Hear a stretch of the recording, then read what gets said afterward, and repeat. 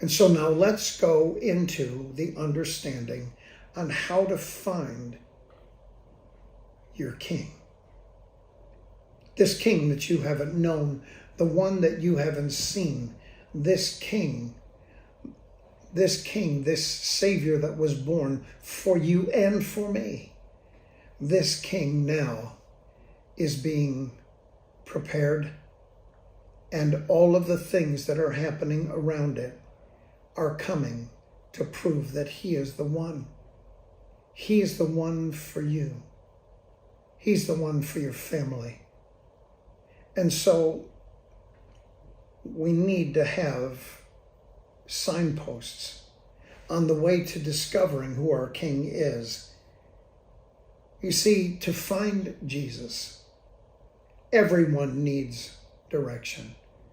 No one finds Jesus just walking down the street, not having direction in their life. And so in Matthew chapter 2, verse number 1, Jesus was born in the town of Bethlehem in Judea during the reign of Herod. During this reign of Herod, about that time, some wise men from the eastern lands arrived in Jerusalem, asking, "Where's the newborn king of the Jews? We've seen his star in the east, and we have come to worship him." Now, this is something that you have to understand. You have to know who these wise men were, because really the Greek calls them the Magi. But now, who are Magi? Let me read something to you about Magi so you understand. The Magi were an elite, fabulously wealthy group of high-ranking priests who were devoted to interpreting dreams and studying the constellations. Magi gained an international reputation for being experts at studying the stars, which was regarded at that time as a science. Thus, they were a combination of scientists, politicians, and religious leaders. But now, also, the thing you need to know about the Magi is that the Magi were fabulously, as I mentioned, fabulously wealthy. This was not 3 camels with a silhouette that you can look at out into the distance.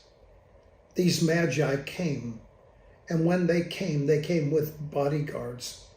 These people were high-ranking men called Magi, scientists, stargazers, being able to interpret what things mean by looking at the stars.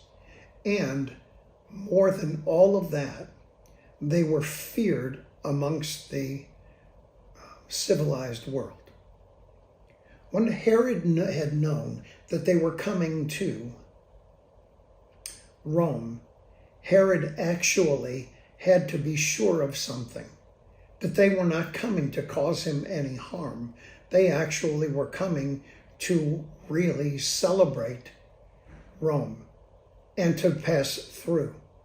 Because the Magi, not only were these scientists, politicians, and religious leaders, but these Magi were known as the king makers. They were the ones that made kings. They could actually destroy a king with one word. They could take him out of office, and while they were taking him out of office, they could reinstate or put someone else in his place as a king. That's how powerful the Magi were. Now, the Magi, these individuals, had an army that went along with them. Some say that it was approximately 10,000 soldiers just to be able to protect the Magi.